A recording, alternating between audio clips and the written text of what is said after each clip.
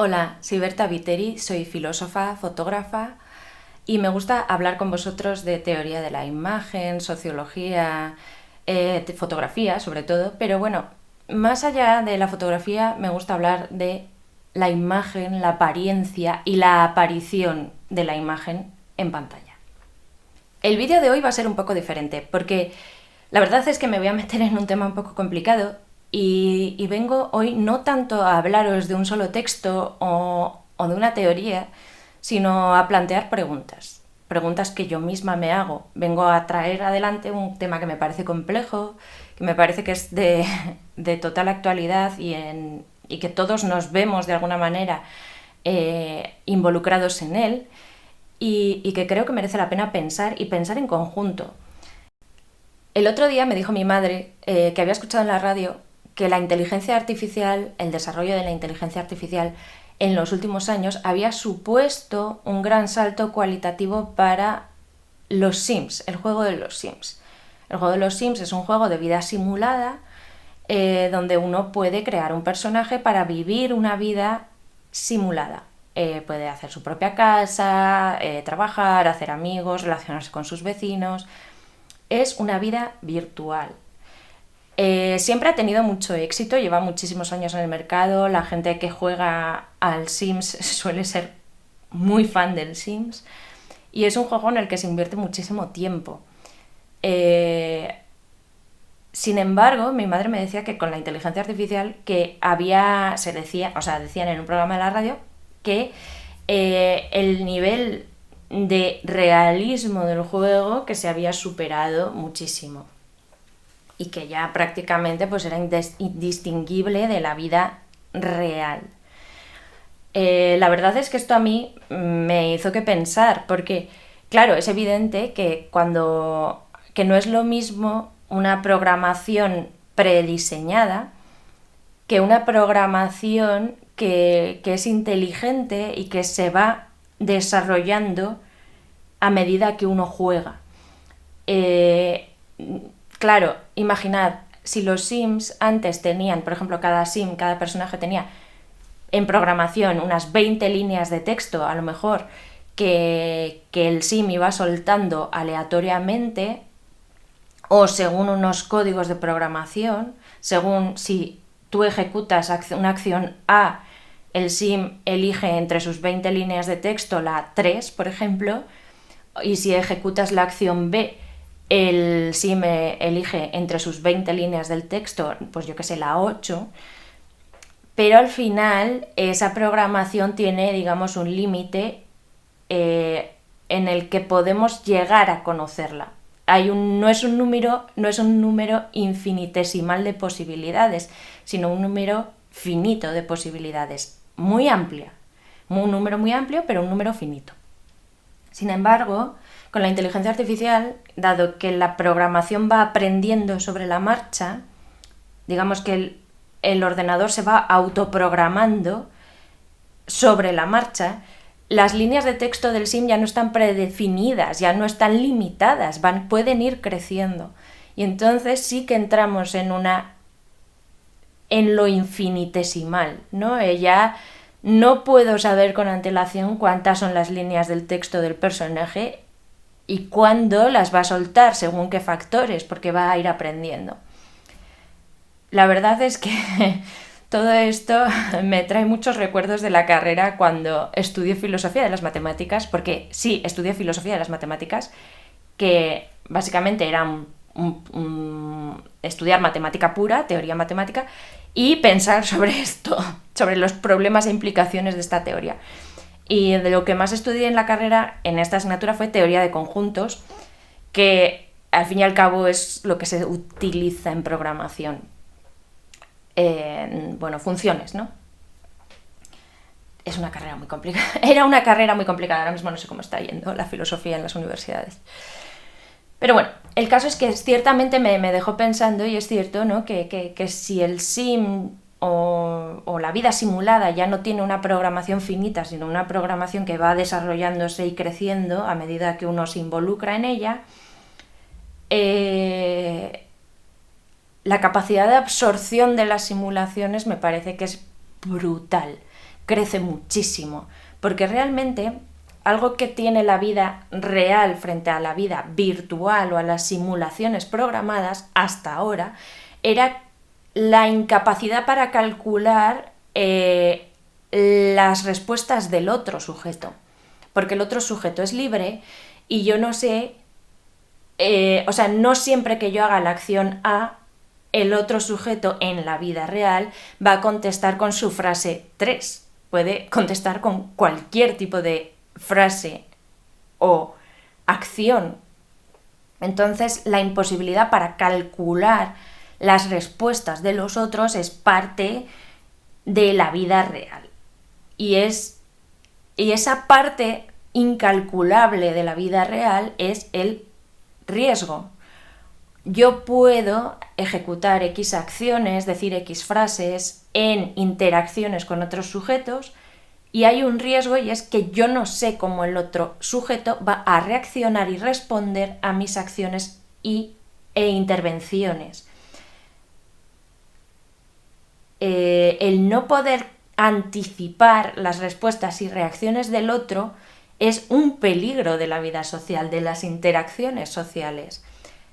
Me arriesgo a que mi interacción interpersonal no sea exitosa, a que el otro me tome mal, a que el otro se sienta agredido, a ofenderle, a parecerle un idiota, ¿no? Me arriesgo a muchas cosas.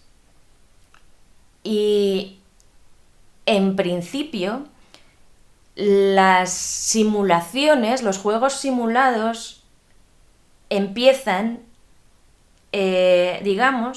para poder hacer cálculos. Las simulaciones empiezan, por ejemplo, con juegos de guerra, con todo lo que requiere estrategia.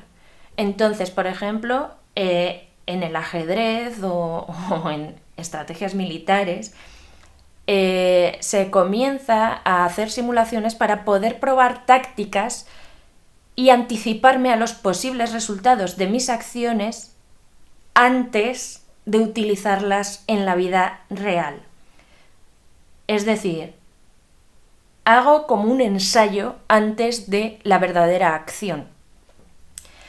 Y en ese plano de simulación, en teoría, hay menos riesgos, porque es un lugar de pruebas donde puedo precisamente poner a prueba mis acciones y comportamientos, a ver los posibles resultados de mis acciones para poder elegir qué hacer en la vida real después y quitarme un cierto grado de riesgo en la vida real. Es un campo de pruebas de tácticas. Y en principio, pues estas vidas simuladas, teóricamente, tienen menos riesgos que la vida real. Es un lugar donde puedo probar más cosas porque los efectos no son reales, son imaginados o proyectados. Es un lugar de metáfora, digamos. Voy a citar un par de textos. Uno es de Mark Stephen Meadows y se llama I, Avatar: la cultura y las consecuencias de tener una segunda vida. Yo lo tengo en inglés, así que tengo que ir traduciendo sobre la marcha, pero bueno, ahí vamos. Dice: lo virtual es un mundo en el que lo único que nos limita es la imaginación, porque no es un mundo material. Dice, es un device, es utensilio, no, es un medio literario. O sea, es un lugar de narrativas interactivas. Es un juego de rol, un juego de simulación. Es narrativo y no material. Entonces, en ese campo de la imaginación y de la narratividad, en teoría uno puede probar muchas cosas sin los riesgos efectivos sobre la vida real, teóricamente. Por ejemplo, puedo hacer acciones, decidir actuar de una manera temeraria, pero no me voy a morir en la vida real, o no me van a herir físicamente en la vida real. No voy a sangrar, digamos. Sin embargo, muy pronto la gente comienza a darse cuenta de que la distinción entre la vida virtual y la vida real no es muy acertada o no es muy justa, porque, bueno, vale, muy bien, mientras había, digamos, unos programas de tácticas, unos programas de ensayo de estrategias militares, tal, bueno, vale, bien, pero resulta que cuando empieza a haber ya juegos o interacciones humanas que son solo a través de la pantalla, virtuales, nos vamos dando cuenta de que esas interacciones virtuales no dejan de ser reales, también son reales. Lo que pasa es que no son corpóreas, no son físicas, pero reales son, porque tienen efectos reales en nosotros. De hecho, ya en 1890, William James, el psicólogo, hermano de Henry James, por cierto, dice: cada mundo, mientras nos involucramos en él, es real en su propia manera, a su propia manera. Es decir, mientras leemos un libro, por ejemplo, el mundo literario, ese mundo literario es real. La experiencia que tenemos de ese mundo imaginario para nosotros es real. El sueño, mientras lo soñamos, es real. Y los efectos de exponernos a esa literatura, a ese sueño, a esa película, a ese juego, a esa interacción únicamente a través de pantallas, son reales.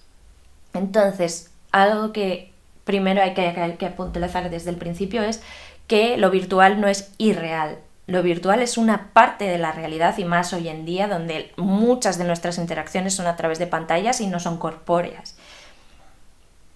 Entonces, algo que me parece que ya cambia bastante el discurso es que sí entendemos que la vida virtual y las interacciones virtuales son reales y que sí que tienen efectos reales en las personas, no podemos decir que no entrañen riesgo. A lo mejor no hay sangre, a lo mejor no hay heridas físicas, no hay heridas corpóreas, pero sí hay efectos, sí hay consecuencias reales y por lo tanto sí hay riesgos. Tal vez los riesgos son de otra manera, son otros riesgos, pero sí los hay. Y creo que hoy en día tenemos mucha experiencia de que la vida virtual o las interacciones virtuales entrañan riesgos. He estado preguntando estos días en redes sociales a mis seguidores sobre este tema para que me contaran si ellos pensaban que las interacciones virtuales entrañaban riesgos o no, y la mayor parte de la gente evidentemente decía que sí.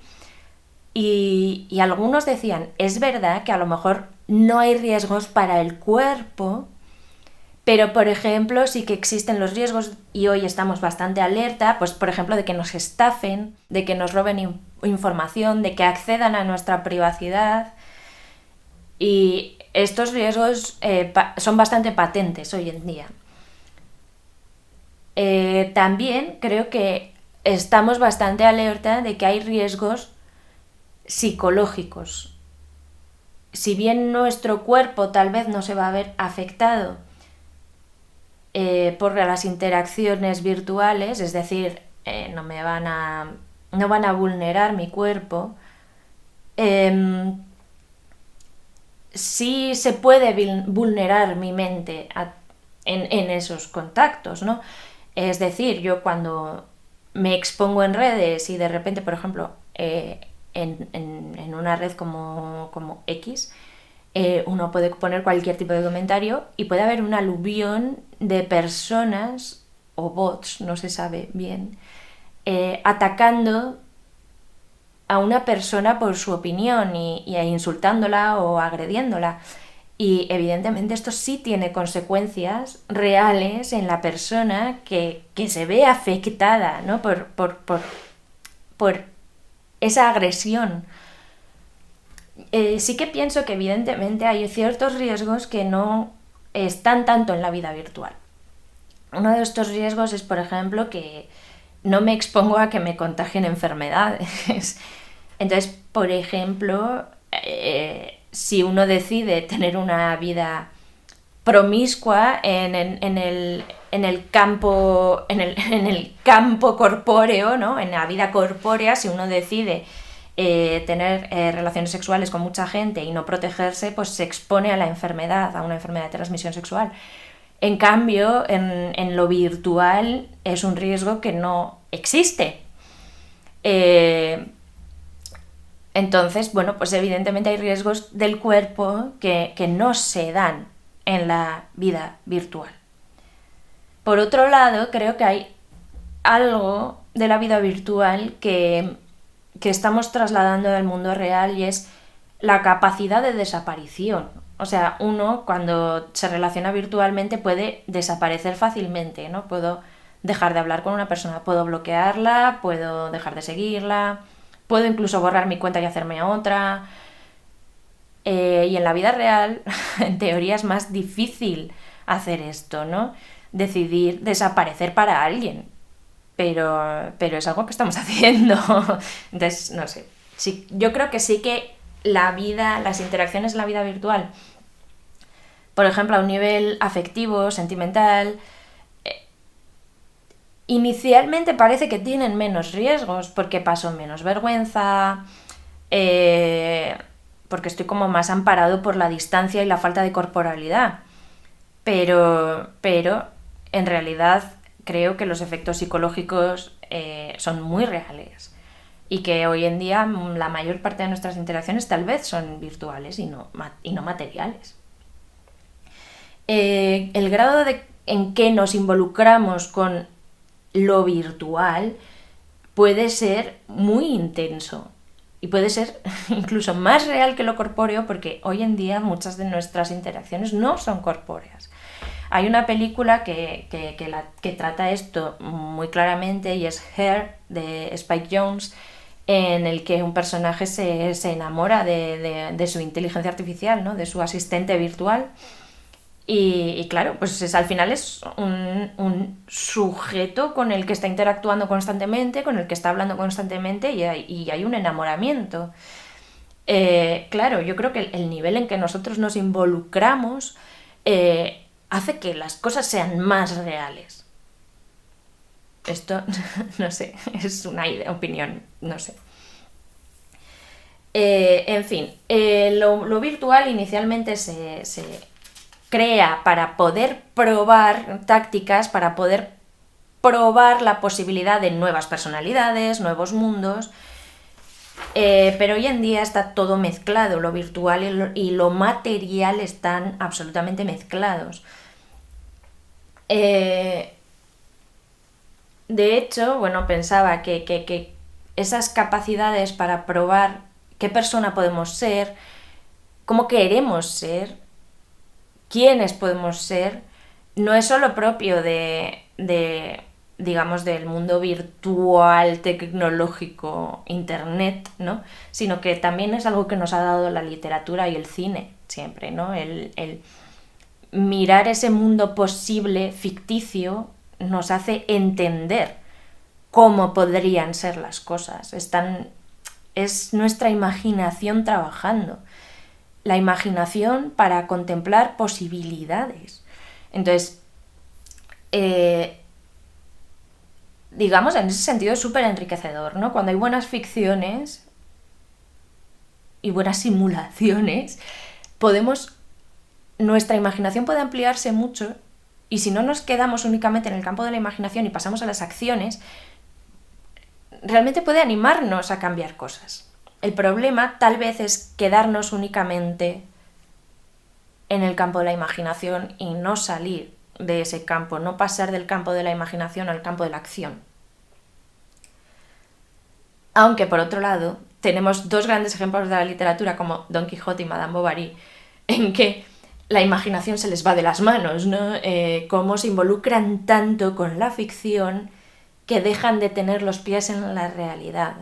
Y creo que ahí están como algunas de las neurosis de la vida moderna, están ahí, entre el que se desboque la imaginación y perder el pie de la realidad y empezar a actuar en la realidad como si fuese en la ficción, y por otro lado en quedarnos tan atrapados en la ficción que esto nos detenga de actuar en el mundo real.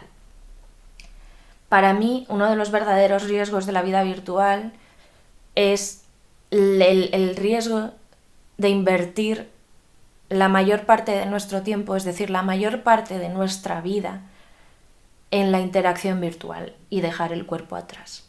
Y esto es algo que a mí me parece que es tremendo y que es algo que hay que plantearse, ¿no? Es dónde estamos invirtiendo nuestra vida y si la vida virtual, que es real, no es irreal, es sin embargo suficiente para el ser humano.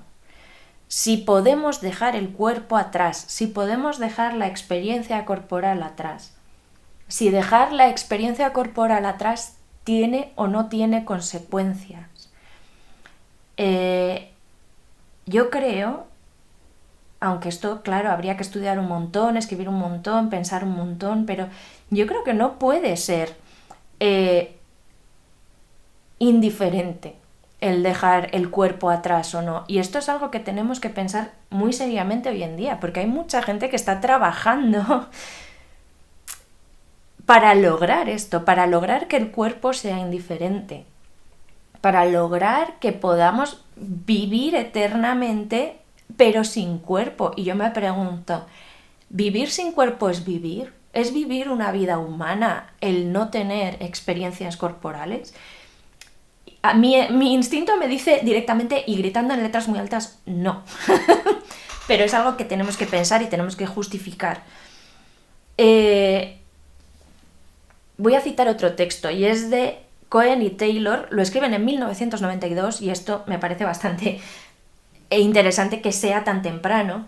Tienen un libro que se llama Escape Attempt y es la teoría y práctica de la resistencia en la vida cotidiana. Intentos de fuga.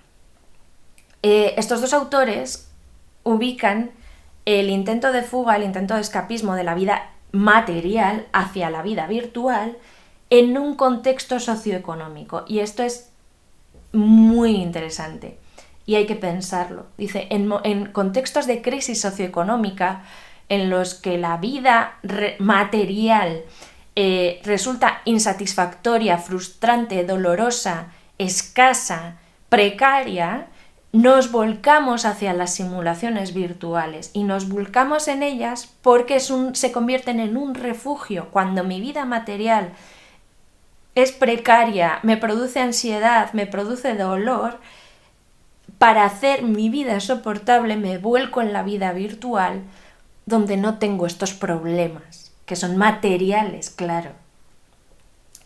Y creo que esto es algo que estamos haciendo muchos hoy en día. Porque esto lo he hablado alguna vez y es ¿por qué seguimos cuentas de influencers que nos enseñan vidas ricas, ¿no? O sea, vidas de lujo, lugares preciosos donde no vamos a estar nunca, ropa carísima que no podremos comprar nunca, sobre todo eso, productos de lujo que no vamos a tener jamás? Pues yo creo que es una manera de escapismo, yo creo que es una manera de tener la fantasía. Es una manera de escapismo de la vida material donde realmente sí, o sea, donde estamos padeciendo precariedades. Estos dos autores, Cohen y Taylor, llegan a diagnosticar un problema muy parecido a lo que yo he estado hablando ahora mismo, que es que podemos involucrarnos tanto en la vida de la fantasía que olvidemos actuar en el mundo material. Y aquí resuena Marx. Marx diciendo la religión es el opio del pueblo. Lo que está diciendo es la religión es la adormidera del pueblo, lo que nos anestesia prometiéndonos una vida mejor en el futuro, en algún futuro mental, para que no actuemos en el mundo real, material, y no solucionemos cosas en el lugar donde estamos viviendo materialmente. Pues yo creo que hoy muchas de las vidas virtuales, mucho del consumo virtual, de las fantasías virtuales, nos están adormeciendo. Son ese opio del pueblo, porque nos están distrayendo y anestesiando de tal modo que se nos olvida actuar en el mundo material. A mí me parece que esto es... que produce una gran disociación. El disociar cuerpo y mente lo estamos llevando a un extremo loquísimo, ¿no? Vivimos cada vez más en pantallas pequeñas, en pequeños habitáculos virtuales que teóricamente nos están ofreciendo una amplitud de mundo increíble, pero no estamos actuando tanto en el mundo material, en nuestras vidas materiales. Esta separación de cuerpo y mente, yo no creo que no tenga consecuencias. Y por otro lado, esta discusión es tal vez la más larga de la filosofía y es ¿qué pesa más, si el cuerpo o la mente? ¿Qué es lo que nos hace más nosotros mismos, el cuerpo o la mente? ¿Y quién nos conoce realmente? ¿Quién conoce nuestro cuerpo? ¿Quién conoce nuestra mente? Que esto hoy en día, dado que muchas de nuestras intervenciones y relaciones son virtuales y no corporales, es una pregunta que es muy lícita. A mí me recuerda al pasaje de Ulises, en que Ulises vuelve a Ítaca disfrazado, aparte de envejecido y ajado, disfrazado por los dioses para que no sea reconocido a primera vista, y los primeros que reconocen a Ulises son su perro, que lo reconoce por su olor, que es algo absolutamente corporal, no tiene nada de intelectual, y su niñera, que lo reconoce por las cicatrices de su cuerpo, porque ella ha cuidado ese cuerpo. Es un pasaje que me gusta muchísimo. Yo, como veis, soy fan del cuerpo, soy fan y defensora del cuerpo, y no creo que mente y cuerpo puedan ser divididos de esa manera. O no creo que puedan ser divididos de esa manera sin consecuencias gravísimas para nuestra salud y para nuestra integridad.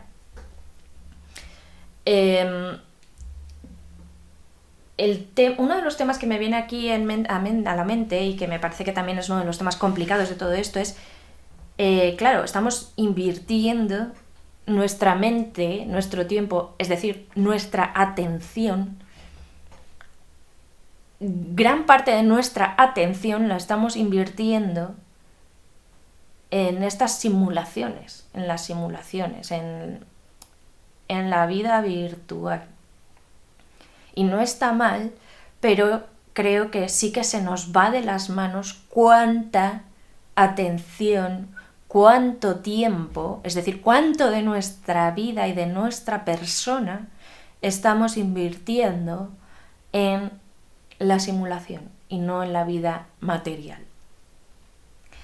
Hay un riesgo que es el exceso de mente, el no salir de la mente, el no actuar con nuestro cuerpo en el mundo material.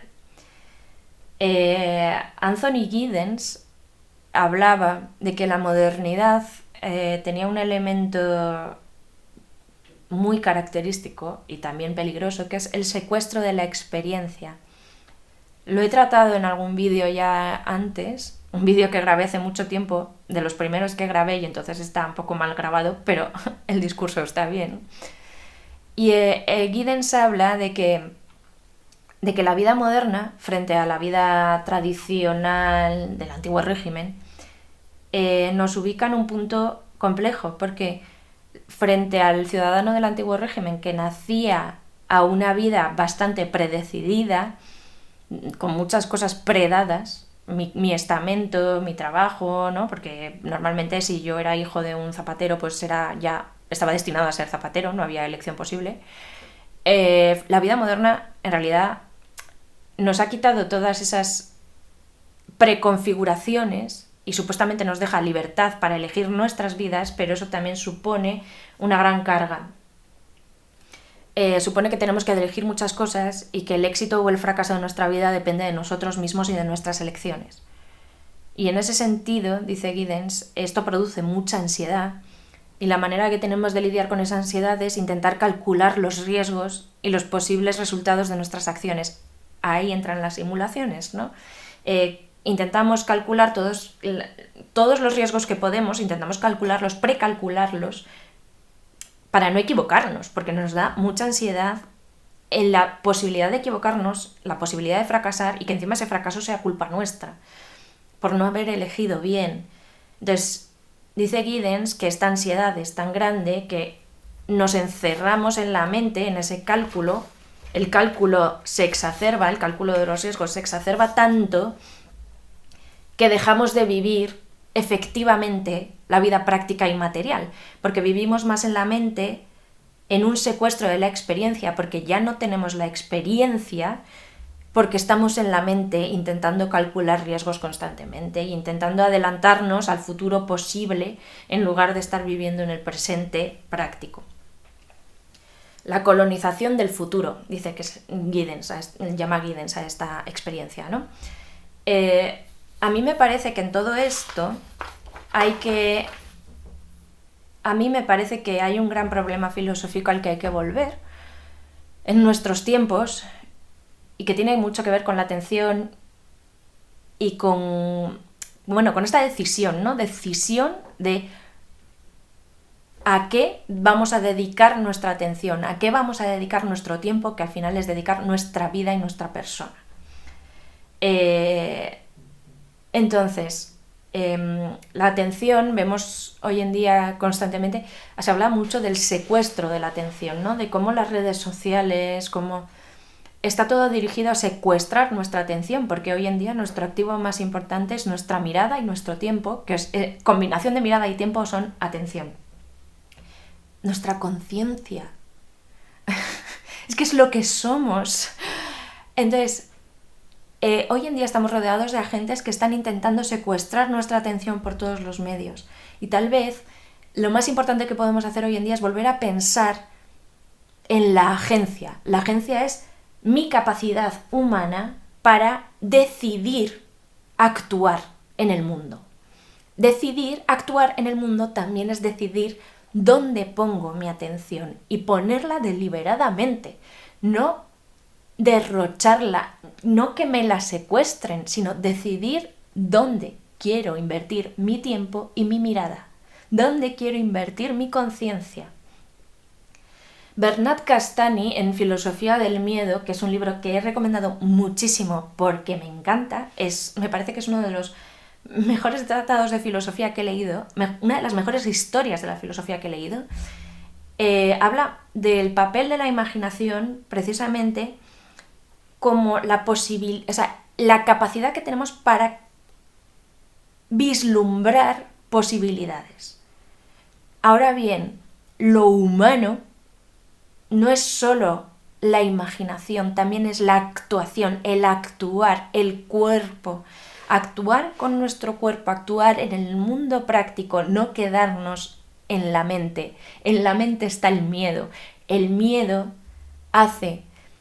le hace luz de gas a la imaginación, nos dice Bernat Castanni. El miedo y la ansiedad le hacen luz de gas a la imaginación y la imaginación se queda en un bucle, dando vueltas sin pasar a la acción, cuando es la acción la que nos sacaría del miedo, la que acabaría con ese secuestro de la experiencia. Y bueno, es un tema complicadísimo, pero me parece que es un tema que hay que pensar y os agradecería de verdad muchísimo comentarios, impresiones, pensamientos, que escribáis para todos, para que podamos hablarlo. Y bueno, que os agradezco mucho que estéis aquí y os mando un abrazo.